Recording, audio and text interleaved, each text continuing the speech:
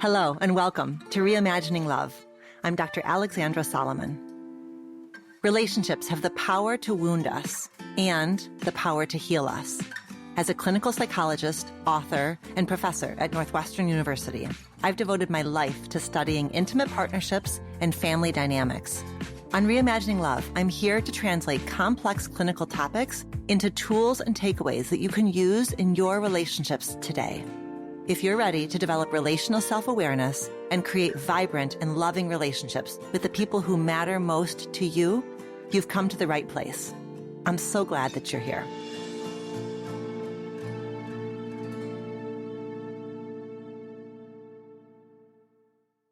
This episode of Reimagining Love is brought to you by Dame Products. Dame is a female-founded brand creating beautiful and groundbreaking products to enhance pleasure.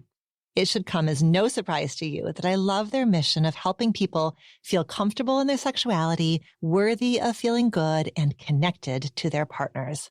Dame vibrators are specifically designed for people with vulvas. Dame also makes lube, massage oil, and arousal serums that are body safe and designed to be used with Dame's vibrators to heighten pleasure. Their products are designed with the community of Dame Labs and with the consultation of a clinical board of sexologists, OBGYNs, and physical therapists. I look forward to being a part of the Dear Dame series as a featured expert in spring 2022. You can use offer code LOVEPOD, LOVEPOD, to get 10% off your first order at Dame Products. So head to dameproducts.com and start shopping today.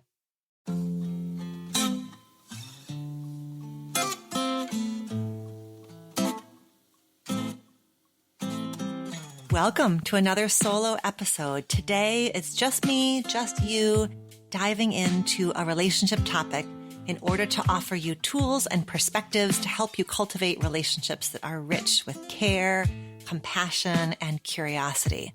And we are embarking today on a 2-part series about conflict.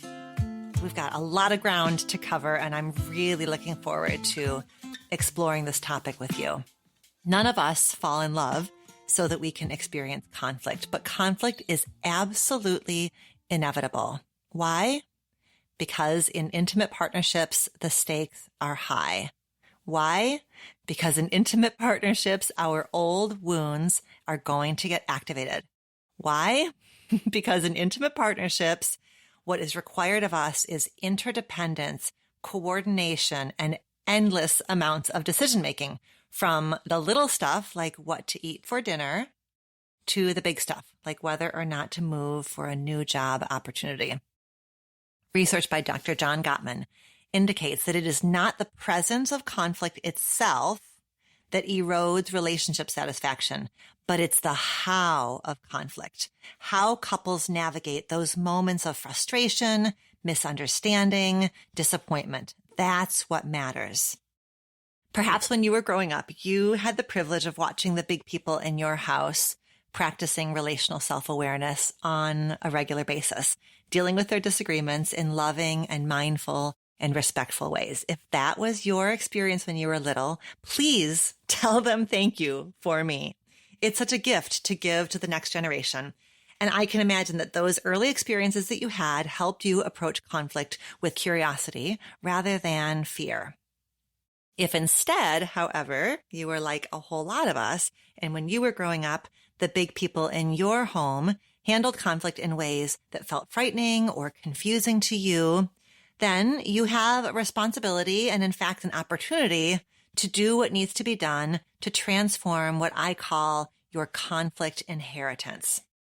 I feel really confident that this 2-part series about conflict is going to help you meet those inevitable moments of conflict with more skill and more care. So the series is called 10 Essential Skills for Navigating Conflict, and this is part 1. And in this episode, I'm going to talk you through the first 5 essential skills. Then you're going to have a week to integrate and practice those skills before we cover the second 5 next week in another solo episode. And I want you to know right off the bat that when I have a couple in therapy, especially if it's their first time in couples therapy, I find that I need to do quite a bit of what therapists call psychoeducation, which means teaching people some of the foundations about healthy, empowered, intimacy promoting communication. The 10 skills that we're going to work on in these next 2 episodes are the exact skills that I am teaching my couples in therapy. I want to be clear that there is a difference between knowing what skillful communication looks like and communicating skillfully. There's a difference between awareness and enactment, a difference between like the knowledge you need and the practice that it takes. And none of us is perfect. And when our emotions run hot, it's far more difficult to engage in the ways that we know we need to in order to honor ourselves and to tend to the relationship. It's painful to feel misunderstood, disrespected, or invalidated. And we become upset precisely because the relationship matters so much to us. But at the very same time, it is because the relationship matters so much that we really do need to commit ourselves to learning how to proceed with caution. And we need to learn how to proceed with a roadmap. And these 10 skills are going to be a roadmap. The skills themselves are relatively simple, but they aren't easy. And they take practice. And they're going to be easier for you to practice on less activating topics. And they're going to be easier for you to practice when you are well-rested, well-fed, sober, etc. So as you listen, I really want you to promise me 2 things. Number 1, I want you to promise me that you are not going to beat yourself up for all the times when you haven't met these moments of friction in a mindful and empowered way. We get to be both whole as we are and forever works in progress. And you're going to have plenty of more opportunities to try things a different way. Second promise I'd like you to make. I would like you to promise that you're not going to use this knowledge and this information as a cudgel with your partner. So resist the urge to say things like, well, Dr. Solomon says you should X, Y, and Z. Because the only person you ever have control over is yourself. But I do want you to take comfort in one of the foundations of family therapy, which is that when you change one part of the system, you change the system. So even if it's only you who practices some of these new moves, your partner is not going to be able to respond in the same old ways because you are changing the choreography. And if you find yourself wanting your partner to listen to this episode, make sure that you invite them or ask them to listen rather than demanding or cajoling them to listen. So try saying, I got a lot out of this episode. I would love for you to listen to. Or try saying, I know you're not a regular podcast listener, but it would mean a lot to me if you would listen to this one episode. And if you need more on how to invite a reluctant partner into relationship work, make sure you go back and check out episode 2 of Reimagining Love, which is about that topic. Our first 5 essential skills for navigating conflict. These are, drumroll please, skill 1, understanding your conflict template. Skill 2, distinguishing between the lyrics and the music. Skill 3, separating problem discussion from problem solution. Skill 4, adding structure to activate empathy. And skill 5, hating the moment, not the person. So in my weekly newsletter, you are going to receive a downloadable worksheet that summarizes all these skills and gives you some tips for practicing the skills. If you are not already a subscriber, you can sign up by clicking the link in the show notes or by heading to dralexandrasolomon.com and scrolling down to the bottom. Caveat, in this episode and the next one, we are talking about ordinary, normative, expected conflict. In intimate partnerships, conflict can, of course, become or be abusive, toxic, and dangerous. So some signs of unhealthy conflict include yelling and screaming, name-calling, intimidation and threats, throwing things, and any form of violence or putting hands on each other. These are significant relationship problems that affect mental health and relational well-being. And they are problems that cannot adequately or appropriately be addressed in this format. They are problems that warrant the care of a couples therapist or a social service agency that can help with safety planning. So we have included some of those resources in the show notes. Let's tackle skill number 1, understanding your conflict template. When we're working on expanding our relational self-awareness, we spend quite a bit of time looking in the rearview mirror, understanding our past. And we do not do that to blame our parents or our attachment figures, but we do that because our family system, the system that we grew up in, is what I call our original love classroom. So when we're young, we are these little social scientists and we're absorbing tons of messages implicitly and explicitly about relationships. And we take in these messages in 2 ways. First, we take the messages in by observing. We watch the big people in our house. We observe how they handle differences in needs and preferences. We observe how they handle moments of frustration and moments of disappointment. The other way we take in these messages is by relating, right? So the way that the big people respond to our needs, our preferences, our moments of frustration, our moments of disappointment when we are little, how we are related to teaches us so much about who we are allowed to be. And as you know, if you've listened to the podcast or followed my work for more than a moment, you know that the past travels with us. So how you respond to moments of upset with your intimate partner is shaped enormously by the experiences that you had in your original love classroom. It's a big topic. We've already covered it on Reimagining Love, and we're going to keep covering it in future episodes. But for our purposes here, the skill number 1, is understanding that you do have a conflict inheritance. You have a particular place that you go, so to speak, during moments of rub with your intimate partner. Your way of responding is your way, and it's informed by your experiences. There's a context for why you perceive and respond the way that you do. So to practice skill number 1, spend some time reflecting on what you saw growing up. Did the big people get loud? Did they spend days in icy silence? Did they paste smiles on their faces and carry on like nothing was going on? So again, not about blame, but understanding. What you saw when you were little affects what you do during moments of friction with your intimate partner.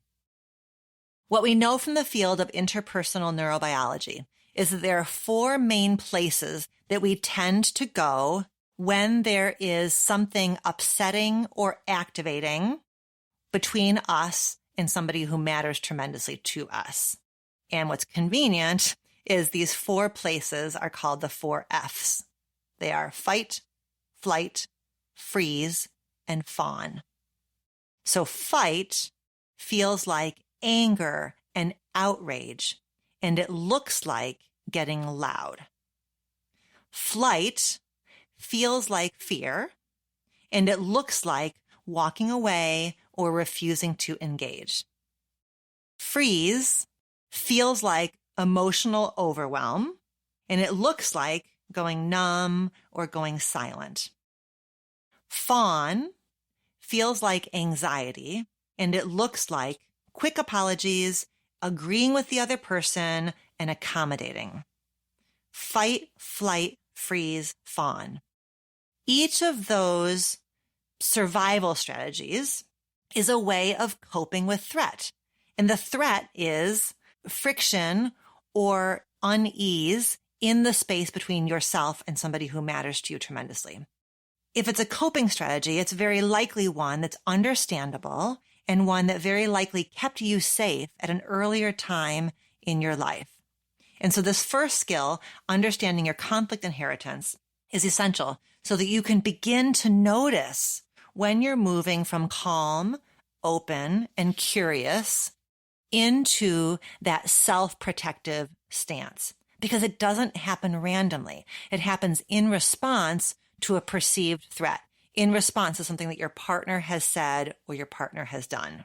We're starting with the skill of understanding your conflict inheritance, knowing that the other skills are going to help you meet these inevitable moments of frustration with more tools besides just this one self-protective coping strategy of fight or flight or freeze or fawn, right? We want you to have more tools in your toolbox that you can move into to help you stay emotionally calm and open and to help you and your partner get through that frustrating moment. And by the way, your partner also comes into relationship with you with their own conflict inheritance, right? Their own proneness towards fight or flight or freeze or fawn. So part of the skill here is also getting to know what your partner saw and experienced when they were growing up and how that informs their approach to conflict. Skill number 1 can help you bring more humility and curiosity into those unfortunate moments. Skill number 2, distinguishing between the lyrics and the music. Every conflict has both a topic and a choreography, both a theme and a form, both content and process. In other words, both lyrics and music. There's a thing that is the topic of the conflict, and then there's a way in which the conflict unfolds. Anybody who has spent any amount of time in an intimate partnership knows that conflict can be sparked by any topic. A butter dish, a facial expression, a text, right? The thing that ignites conflict can really be any topic. And the research has found that there are some classic topics that couples tend to struggle with most. Those are sex, money, in-laws, parenting, domestic labor or chores. Why is that? Because when it comes to any of those topics, it tends to be the case that there are few, if any, easy answers, right? They're complicated. It tends to be that they're often unsolvable problems, sort of like smart minds differ. It tends to be that around those topics, what's required is a great deal of collaboration or coordination, so it's really easy for power struggles to ensue. And finally, in each of those realms, sex, money, in-laws, parenting, domestic labor, the topic that ignites any given conflict, any given fight, ties to deeper issues. There's the thing that ignites the conflict, and then there's the deeper issue that it's tied to. And around all of those realms, the deeper issues are things like, do you see me? Do I matter? And are we okay? So the topics are the lyrics. What about the music? The music is the choreography, the process, the form that a conflict takes. And research by Dr. Gottman and others has found that there tends to be 3 main choreographies of conflict. Choreography 1, pursue, pursue. I get louder, and then you get louder. And then I bring in 3 more examples, and then you bring up something that came up 5 years ago. And back and forth we go. It gets bigger, it gets louder. The relationship kind of becomes the topic of conversation itself. Choreography 2, pursue distance. This one goes like this. The more I try to engage you, the more you shut down. The more you shut down, the more I try to engage you. Chase and avoid. 3 is distance, distance. Something upsetting happens. I get quiet and withdrawn. And when I get quiet and withdrawn, you get quiet and withdrawn. The more I pull back, the more you pull back. Those are the 3 main choreographies. Pursue, pursue, pursue, distance, distance, distance. The skill of learning how to distinguish between the lyrics and the music is the skill of holding this sort of dual awareness. We're talking about topic X, and we're talking about topic X in this particular kind of way. Why is it important to learn how to discern between the lyrics and the music? Because if you can start to notice the process that you and your partner are getting into, then you can comment on the process. And the moment you can comment on the process, you are opening up a new avenue for collaboration. You're creating a sort of we consciousness. So practice this skill by seeing what happens when you make a comment to your partner about the process. When you say something like, hey, it looks like we're doing that thing again, where the more I want to talk about this right here, right now, the more you get shut down. See what happens. See how the conversation changes when you make a we-based comment, right? Look how we're doing that thing again. Very different than you are shutting down.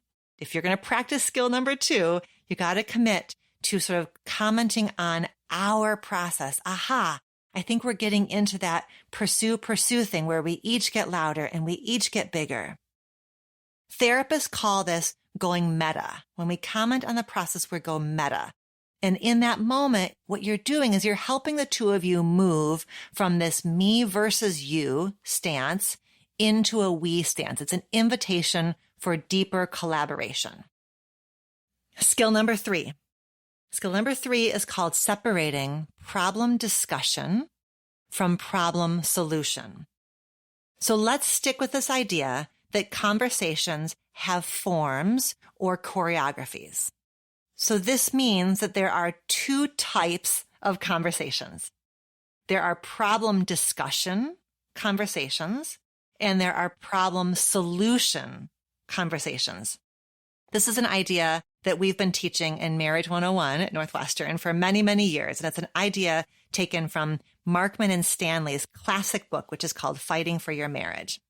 So 2 types of conversations. Problem discussion conversations. So the goal of a problem discussion conversation is to better understand our partner and to feel better understood by our partner. The goal of a problem solution conversation is to make agreements to do something differently going forward. They have different endpoints, different goals. Problem discussion, our goal is to be understood and to understand our partner.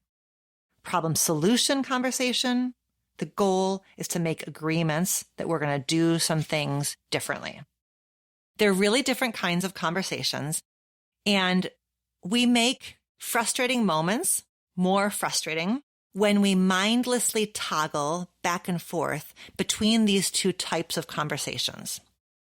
So I want you to practice being intentional about the kind of conversation that you're wanting and needing to have with your partner.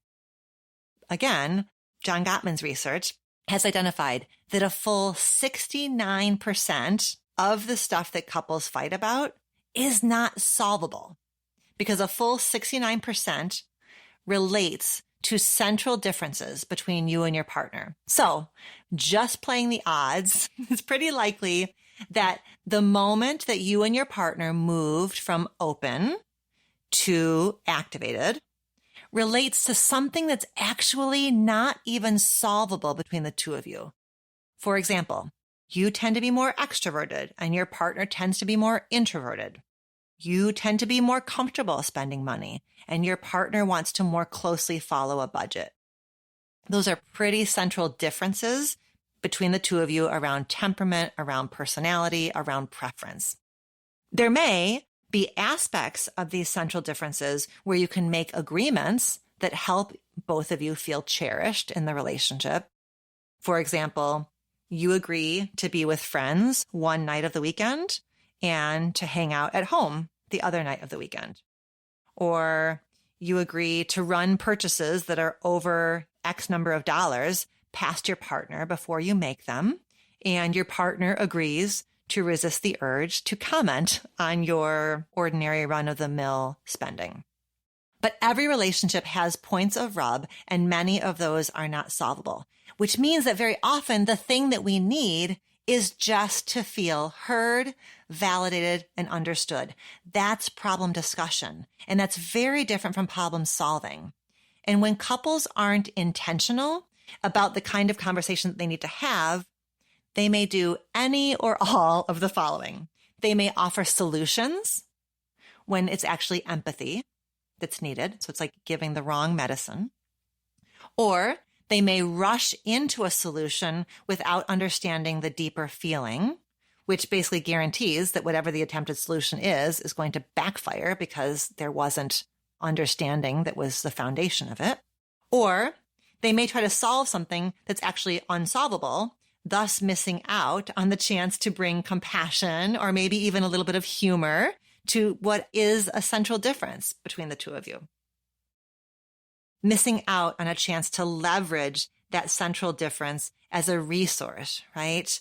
Because the introvert reminds the extrovert that sometimes it's okay to sit quietly in your home. And the extrovert reminds the introvert that sometimes it feels really good to take a risk and stretch and spend time with people, right? So you and your partner can put this third skill of distinguishing between problem discussion and problem solution. You can put this skill into action by making this agreement. And the agreement is that when we bump into a tender topic, we agree that we will have a problem discussion conversation before we try to solve anything. If you make this agreement, one of two things is going to happen. You're going to either get to the end of your problem discussion conversation and you're going to realize that nothing even needs to get solved, that really all you needed was to slow down and offer some empathy and validate each other's perspective. Or the other thing that might happen is that you will get to the end of that problem discussion conversation and you're going to be in a more collaborative position to brainstorm and create solutions that feel good to both of you. Skill number 4 is going to offer a framework for how to have that problem discussion conversation. Skill 4 is adding structure to activate empathy. So this skill is something that I learned, again, many years ago from Markman and Stanley's book, Fighting for Your Marriage. It's a skill called the speaker-listener technique. It is simple, but it's not necessarily easy. It's a really powerful way to slow a conversation down and to add some structure to prevent you from slipping into fight or flight or freeze or fawn, and to really have a conversation where each of you ends up, hopefully, fingers crossed, feeling both more understanding and more understood. So the first step is you choose an object. Does not matter what it is. It could be a pen. It could be a rock. It could be the remote. It could be a box of tissue. I've done it before with a couple using a lipstick, just something small that you can hold in your hand. And then you assign roles. One of you becomes a speaker and one of you becomes the listener. Usually the person who has the concern, whose feelings are hurt, who feels frustrated, usually they are the speaker first. So the speaker holds, let's call it the rock, and they have the floor. And the speaker speaks for a bit about their experience of the problem. They use short sentences, they use I statements, they focus on their perception, their experience, and they give digestible tidbits, like I would say maybe 30 seconds worth at most of perspective on the problem. When you did X in situation Y, I felt Z. And then they pause and the listener reflects back what they've heard. What I'm hearing you say is that when I did X in situation Y, you felt Z. Am I getting that right? When the listener reflects back, they are not adding their editorial, their perspective, their explanation, their rationalization. They are just literally reflecting back. And then the listener says, am I getting that right? And the speaker either says, yes, that's it. Or if the listener didn't quite get it right, then the speaker can say something like, well, you got the first part right, but let me say the second part again because I don't think you quite got that. And then the speaker tries again and the listener reflects it back and checks in again to make sure they've got it right.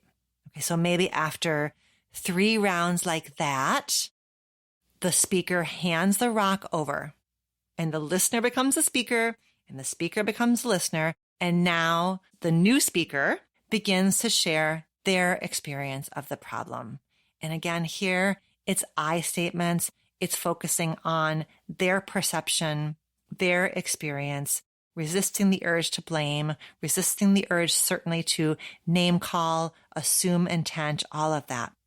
And now the other partner, the former speaker, now listener, does the exact same thing, reflects back nearly word for word, and ensures that they understand. Fair warning, the speaker-listener technique can feel really, really clunky at first. It can feel slow. It can feel heavy. It takes practice. It is not how we usually talk to each other, but that's the point, right? The point is, if the way we've been having difficult conversations leave us feeling isolated, misunderstood, frustrated, and stuck, we have to have a different structure to get a different result. Without structure, we're at risk of slipping into our old patterns of pursue, distance. But with this structure, we're stacking the deck in our favor that we're going to feel both understood and understanding. So I would love for you to try it out. Let it be clunky. Know that with practice, it gets a bit easier and you can refine it. Certainly you can add your own flavor, your own flair to it, but that's the basic structure. The structure is to slow down, assign roles, and really ensure that each of you is centering the other's experience, like really trying to understand from the other person's perspective. And the last thing I'll say about skill number 4 is when you and your partner practice this skill, I want you to feel so proud that you are doing something in the service of your relationship rather than feeling ashamed somehow that you need to have a structure to be able to have this conversation. So I want you to feel elevated by practicing this skill, proud that you are so invested in this relationship that you would try something different and maybe a little bit awkward. And that really shows that the two of you are invested in making sure that each of you feels supported in the relationship. We are in the home stretch. Skill number 5. Skill number 5 is called hating the moment, not the person. One of my professors, supervisors, mentors in graduate school, Dr. Cheryl Rampage, told a story in class one day. She talked about how early in her marriage, when she and her husband would fight, she would feel so angry with him and she would think to herself, oh, I hate him. And hate is a very strong word, and it's a word that may not land exactly right for you. But the point is that early in her marriage, their fights felt so deeply personal. She was so furious at him. She shifted from feeling furious at him to feeling upset about the disconnection between them. Really different, isn't it? The difference between feeling furious at him and feeling upset about how very, very disconnected they were from each other.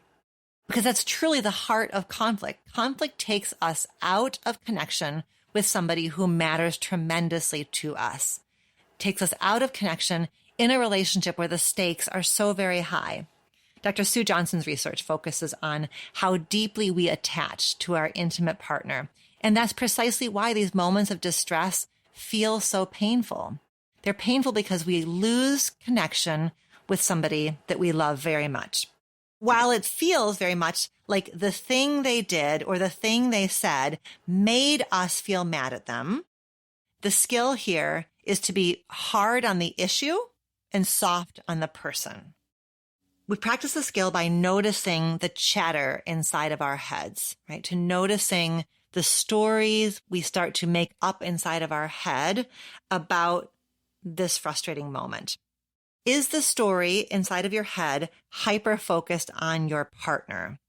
They are so controlling. They are so thoughtless. How could they do this to me?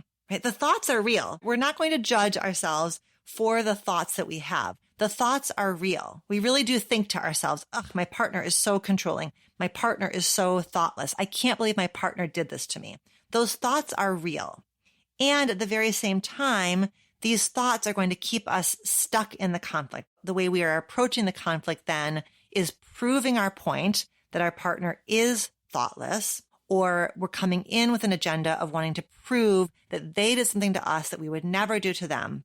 See what happens when you try to shift a little bit away from thoughts that are about your partner, the quality and character of your partner, and shift towards thoughts about the problem.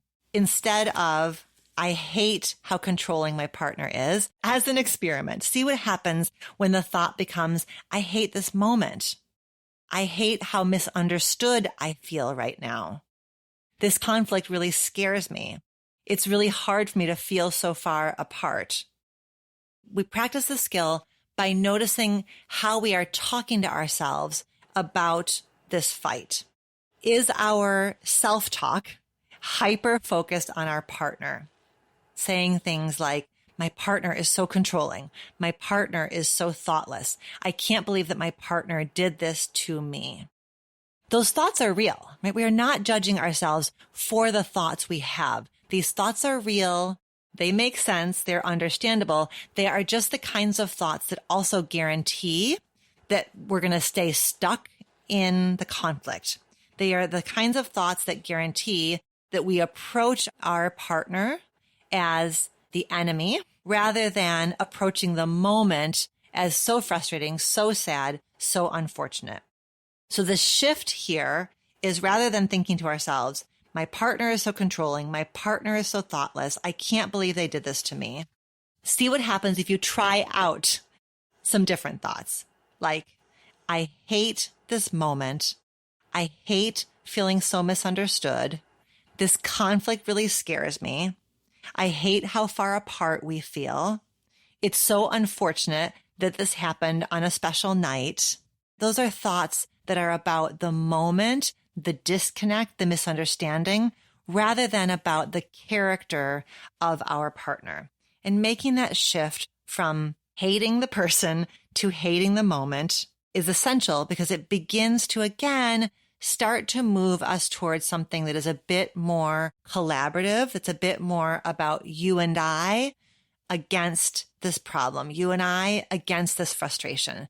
And from that stance, perhaps we can begin to grieve. It's so frustrating that our first night of vacation got overshadowed by this misunderstanding between us. That is a different stance to take, and it's a skill. And again, it's not about trying to force ourselves to feel differently than the way we feel. It's another skill that helps us begin to relate differently to the thoughts that arise in those moments of misunderstanding. These skills are, again, relatively simple, but not easy. No single skill is going to be enough to prevent conflict from ever happening. And remember, like we said in the beginning, it's not about preventing conflict from happening. It's about having some tools that help us meet those moments a bit differently than we have before. Okay, you all, we did it. We covered a ton of ground. Make sure that you are signed up for the newsletter so you can grab the downloadable worksheet that's going to be coming out. And that way you'll have all of your skills in one place. So again, skill 1, understanding your conflict template. Skill 2, distinguishing between the music and the lyrics. Skill 3, separating problem discussion from problem solution. Skill 4, adding structure to activate empathy. And skill 5, hating the moment, not the person. I hope that these first 5 skills are going to give you a great starting point for building your toolkit. You can only do 100% of your half, but I think you're going to find that increasing your own relational self-awareness and cultivating empathy and leading with love is going to increase the likelihood that your partner will also approach a challenging relational knot with this very same lens. And next week, we're going to pick up this series, and I hope you will tune in to hear 5 more essential skills for navigating conflict, which include some of my favorite strategies, like using intimacy promoting language and offering heartfelt apologies. And you will find that episode in the podcast feed next Tuesday. So until then, be well.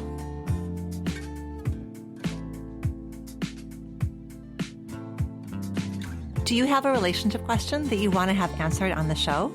Follow the link in the show notes of this episode to send in a written or audio question. Questions can be about intimate partnerships, family relationships, friendships, you name it. I can't wait to hear from you.